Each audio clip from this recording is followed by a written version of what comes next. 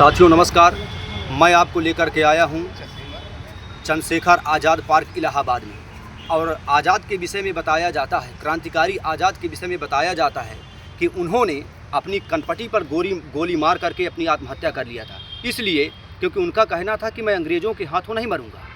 और इसी चंद्रशेखर आज़ाद पार्क इलाहाबाद में एक पट्टी पर लिखा हुआ है कि अंग्रेज़ों की गोली से आहत हो करके उन्होंने वीर गति को प्राप्त कर लिया। तो अगर इसमें लिखा है ऐसा, तो इतिहास में जो पढ़ाया गया है कि कनपटी पर गोली मार करके आत्महत्या कर लिया, वो गलत है और ये सही है।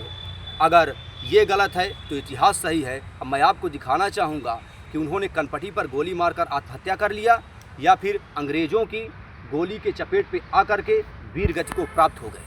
अगर इतिहास सही है तो इस पट्टी पर लिखे हुए शब्द गलत हैं, अगर इस पट्टी पर लिखे हुए शब्द सही है तो इतिहास गलत है। कैमरामैन, मैं आपको कहना चाहूँगा कि आप इस पट्टी पर लिखे हुए शब्दों को दिखाने का कष्ट करें।